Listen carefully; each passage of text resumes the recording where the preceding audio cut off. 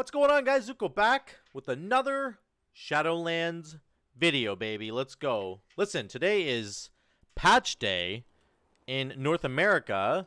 It's double legendary time, which is not what this video is about, but you can see Bolvar's ready to go. He's got a monumental discovery. We're going to get there. I'm going to probably do a little video on that later, so that's not for today, but it's double legendary day, which is so cool. We're finally getting it. We're going to have a lot of fun this week in Raid and Mythic Plus. So, what do I want to talk about today? Today's video is, of course, about the Lords of Dread. We did them right after Raglan. We did Raglan yesterday, obviously, that video. Going to do the Lords of Dread today. I will do the Jailer video tomorrow. We're going to get all the bosses out of the way, so I'll have guides for you guys on how to tackle those bosses, just in general, but also from an enhancement point of view, what's sort of a good build to take into those fights. So, let's do Lords of Dread. Grab a coffee, and let's get into it. First of all, this is a 2-target cleave fight. There is an ad in this fight that Mal'Ganis spawns called the Inchoate Shadow? Inchoate? I don't know. This guy. I don't know how to say his name. But it's not really relevant. It doesn't really matter. You don't really interact with the ad that much, to be honest. I'm not even going to talk about him right now. I'll talk about him during the VOD that we review, but just don't worry about the ad, okay? Number one, don't think about the ad. Number two, it's a cleave fight with Mal'Ganis and Contessa together at all times, so it's a prime candidate for a PLA fight, a Primal Lava Actuators fight. That's exactly what you're going to run on this one here. Just got a new... What is it here? Yeah. So... this is what you're going to be running because you can get the 2-target cleave, and you can run, of course, Lashing Flames. This is the build that I ran right here. I had Hailstorm instead. So we ran Lashing Flames, Hot Hand, Hailstorm. Reason I ran Hailstorm was because Frost Shock is still a really good button to press, and it gains a lot of damage, even in single target, if you press it while you have the Hailstorm buff. So... very, very good stick. I was, of course, Necrolord when I did it. I was not Venthyr. I'm trying to get my Venthyr Renown up. But the Conduits you're going to want to run. Excuse me. You're going to want to run Focus Lightning. You're going to want to run Magma Fist. And then you're going to want to run Chill to the Core. I don't think you should take the Primordial Wave Reset Conduit. You really want Chill to the Core. Whenever you're running one of these fire builds, guys, especially with Primal Lava Actuators, where... you're not generating stacks of Maelstrom weapon from your dogs being out all the time. The fire builds tend to have low Maelstrom generation, Maelstrom stack generation. So you can really supplement that by taking Hailstorm and then by also running Chill to the Core because you get that 60%. Now, Hailstorm also cleaves the 2 targets as well because they're going to be together the whole time. Contessa and Mal'Ganis are basically together the entire fight. I don't think it's worth taking Fire Nova on this fight. Fire Nova just does not do enough damage. And you're focusing on pressing Frost Shock anyway because you want to generate stacks of Maelstrom weapon from that Chill to the Core conduit. So it's a really good combo. You want to go Lashing Flames, Hot Hand, Hailstorm. So you're waiting for the Hot Hand procs, of course, and then you're tab targeting between the 2 bosses to make sure that the Lashing Flames debuff is on them at all times. That's kind of what you're doing in this fight. So that's the build that I ran. We ran Primal Lava Actuators. Those are the talents that I ran. And we were Necrolord with Chill to the Core Conduit, Focus Lightning Conduit, Magma Fist Conduit. That's what we ran, okay? Once again, this boss is a 2-target cleave fight. It has a couple of main mechanics. Number one is this swarm mechanic. So you're going to fight the bosses, and then they're going to sort of go into a swarm phase where they stop everything they're doing, and they just start circling each other, and they start pulsing raid-wide AoE damage, and they kind of turn into these swarms. So phase 1, you're just like fighting them with normal mechanics. I'll show you those in a minute. Phase 2, they jump into these swarms for 20 seconds, and they circle each other, doing lots of raid-wide damage. You have to have healing cooldowns. Phase 3 is going to be the Amoung Us phase, which if you guys have never played the Amoung Us game, then I'll explain that. But if you understand what Amoung Us is, that's what happens. It's called Paranoia. Basically what they do is they infiltrate our minds, and they go, they go away. You can't attack the bosses. All allied players become hostile to you and to everybody. We all become hostile to each other. What we have to do is find the imposter, find who the Dreadlords have infiltrated, who they've taken over. And The way you do that is basically visually. There will be certain players in the raid will be able to see other players with Dreadlord wings sticking out of them. Now, you need to communicate that to the group because the Dreadlords will also be trying to confuse people, and some people will be able to see wings, some people will not be able to see wings, some people will be the imposters and they'll be giving out kind of false information. So it's a fun little mini game that you have to play, and it's entirely about communication. If you mess up the communication on the Among Us phase, the Paranoia phase, then you're completely screwed. After 30 seconds, everybody just dies. That's basically the whole fight. There's a phase 1 mechanics that I'm going to get to. There's phase 2 where they turn into swarms and they do a lot of damage and you can do lots of damage to them. And then phase 3 is kind of that Among Us thing, and then we just rinse and repeat from there. So let's jump into the VOD. Let me go over here. Video review. Here we go. So this was my first attempt at it with this group. I'm just going to go through the fight kind of slowly and highlight a couple of the mechanics. I've got my notes here. And there are important mechanics that you need to do sort of in phase 1. They have to do with purple circles and green circles. We'll get to that in a minute. 4, 3, 2. So here's the arena. Again, there's the two bosses. You're going to fight them together. I didn't have Primal Actuators on for this first poke. I don't know what I was thinking, but anyway, that's not what I'm here to show you. I'm here to show you a couple of the mechanics right off the bat. Slumbering Cloud, he just cast that right there. So you can see, I got hit by this thing called Leeching. Let me look at it here. Leeching Claws. So you can see my health here. I got slapped really hard. You can't be standing in front of Mal'Ganis. He does this leeching kind of sweep thing. If you get hit by a second Leeching Claws while you already have... I have a debuff on me right now called Open Veins. You see that there? If I get hit again by Leeching Claws... Oh, let me just get this up over here. Then Mal'Ganis will heal for 10% of his max health. So you can get hit once by Leeching Claws, but you cannot get hit again when you have this debuff. I mean, DPS shouldn't be getting hit at all, period. That's just the bottom line. So don't be standing in front of Mal'Ganis. That's the bottom line. That's the tank thing to deal with, but melee can get cleaved, which I just did. So also he did a slumbering sort of sleep puddle here. It's a purple sleep puddle. Just don't step in it or you fall asleep. Very bad. There's a couple sleep puddles there on the ground. A little further back. Fearful Trepidation. This is what Contessa cast. This is her purple circle. It's not the sleep puddle. It's a purple circle. Okay, those two people there, they have it. What they're going to do here is you have to take the purple circles to the green circles. Mal'Ganis does green circles. Contessa does purple circles. Mal'Ganis's green circles, if you come within like 5 yards of another player, it'll jump to them. It's a swarm, and it keeps jumping and jumping and jumping all over the place. So you need to be very, very careful with Mal'Ganis's green circle because that you don't want to spread it around.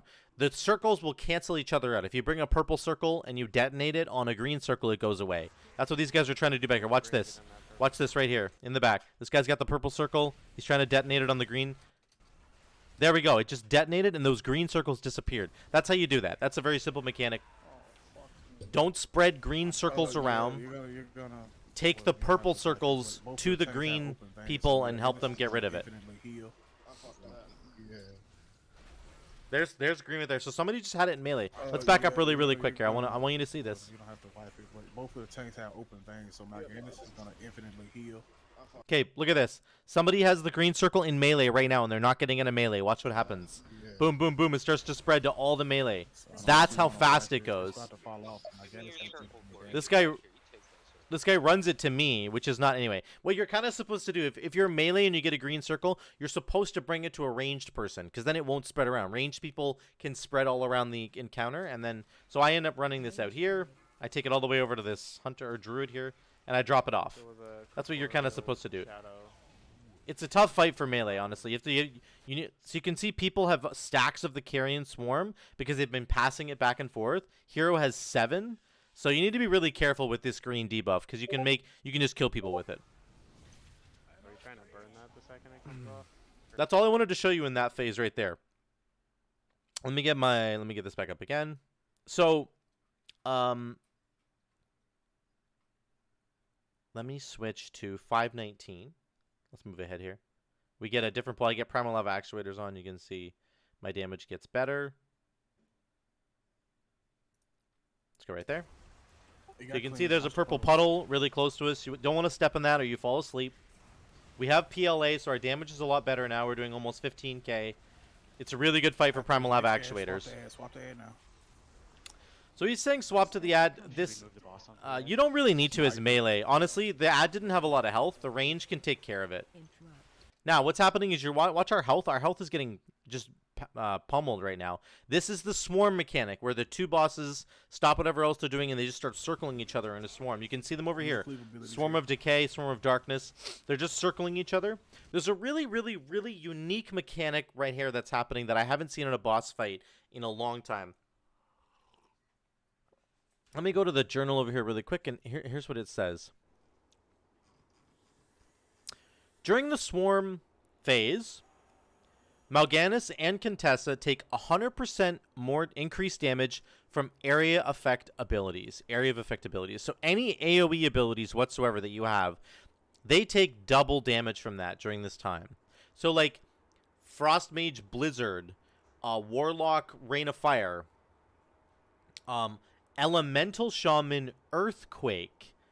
This is such a good fight for Elemental Shaman. You could take Echoes of the Great Sundering in here and do the Earth Shock into Earthquake combo. During this phase, they take double damage from your Earthquake, and you're making it do double damage from your Echoes of the Great Sundering. It is 100% a good fight for Ellie Shaman. The damage is crazy. So it's also fine for Enhancement Shaman. We don't really have like a pure AoE button. Like, and you have Sundering and Crash Lightning, but they're not really, you know. Like Chain Lightning, for example, is a targeted bounced ability. It's not an AoE ability, so it's just a really cool mechanic for a fight. Normally, you wouldn't take classes into a fight that has heavy, that are good at AoE, right? Like even like a Windwalker monk is really, really good at AoE. So you would want one in this fight now. Whereas normally on a pure single target fight, you don't really want those classes, so you wouldn't take them. But in this fight, you can take AoE classes. So they spin around in a circle. They do tons of damage to the raid. You need to have healing cooldowns, and we get to do tons of AoE damage to them. That's that spin, the swarm phase I was talking about. Consider that to be like phase 2. Overlap with the Among Us phase, so if you can't see anything, so we're gonna skip ahead. They're gonna do the Among Us phase right now. Infiltration of Dread. This is where we all go hostile. Ready? Here we go. This is it, right? So you get stunned. I can see that everybody's hostile, right? But you can also see that there's a mage back here that has a Dreadlord shape around him. He's got wings, see? See all the Dreadlord wings back here on this mage? This is what I can see, but other people can see something differently. So we all have to communicate what we can see. And basically, if 3 people all confirm that the same person has wings, they look like a Dreadlord, that's the person you need to go kill. Do you understand that? So everybody here looks normal to me except for this mage. If there's 3 people in your raid who say, hey, I see there's wings on the mage. I see there's wings on the mage. I also see that there's wings on the mage. That's 3 people. Go kill the mage. He is the imposter. He's trying to infiltrate. Okay? We didn't communicate at all. There's also this Latte. you don't see anything. So I see Latte has wings, and I see that the mage has wings. I wasn't communicating at this point in the poll because I was being an idiot, and I just don't like being in people's discords, but I needed to communicate that the druid had wings and the mage had wings. Look at them. They look like Dreadlords, right? I don't see anything. So we totally screw up the mechanic right here, which is fine. I'm going to skip ahead here. 549. We're going to redo this. We had a couple of bad pulls. We were still learning the fight. We're going to go to 549, and we'll do it all in sequence. Let me show you the whole thing. So Okay. the swarm Among phase Us is too? coming. Watch Oh, no, we that. did the swarm phase. We just finished it. Do it. So I have the fear on me. I need to take this fear circle to a green circle. Hard turn on the ad. So he got too close to me there. Range 5. What you have to do is you don't have to take it right to the green guy right away. You just have to detonate your purple circle within range of a green circle, and they'll cancel each other out. Does that make sense? Otherwise, the purple circle that detonates does a lot of extra damage. So take the purple circle to somebody with a green one Go get the ad, eh? and Did I just detonate it show on the you? green one. Special coming. So here comes Among Us. We communicate this time. I see Mort. I see Mort too. Alright, kill Mort. and Bill. Jump into Egg- it. So look at this, guys. I don't see anything. Look at this. This is totally different this time. I don't see anything. So I'm useless to the group, so I don't need to talk. But some people are seeing wings on people, and so they're communicating. Agony. And Karaka. That I was see not Noir. Vestas. Oh, If we shit. are wrong, then we don't see the right ones. I see see Vestas and Karaga. Belafonte. Okay, then it's probably me because I shouldn't be seeing anybody then. Yep, Yeah. it was me. I'm seeing the wrong people too on Agony. Let's see, going. So people are one tip that people had is that if people call out your name, if they're like, "Hey, I see Zuko," yeah, I also see Zuko. I see Zuko. Start jumping in the air because it helps everybody to see that hey, it's you. It identifies you very quickly. If you're in your own raid group and like everybody knows who you are, that's not gonna matter. But if you're in a pug, it really helps. So we figure out who the imposters are, and there we go. We did it. We did the phase. Let me skip ahead to the final sort of push on the fight there. This is our last Among Us phase, and then the final push on the fight as well. So here's the Among Us. This time, Hit the ad while we figure it out. I can't see anything I once see again. Raw. I And see then- Neem. There is an ad that's up that you can sort of I see kill, Rarl too. and it's important that you do that during this phase. Rarl. Again, the ad's just not really important. He does do a raid-wide damage cast, but it's generally fine. The healers can just deal with it. He just does like raid-wide damage. He kind of pulses raid-wide damages, but it's not that big.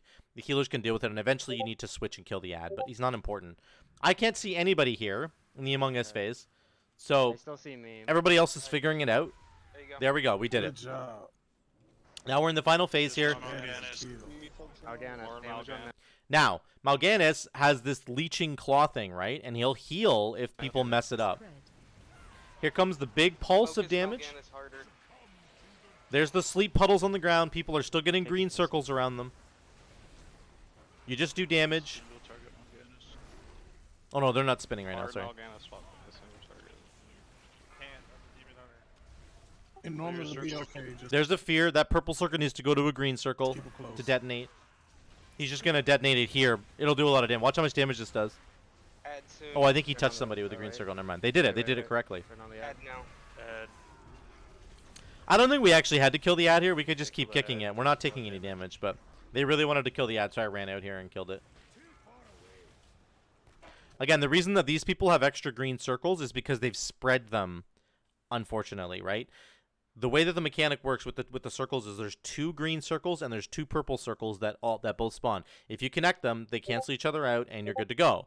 But if you're running around like a maniac and spreading the green circles around, then you're going to have too many green ones and they're just going to do ticking damage to you. So Now AoE them Burn the both. ball. here's the last swarm. It does a lot of damage to us.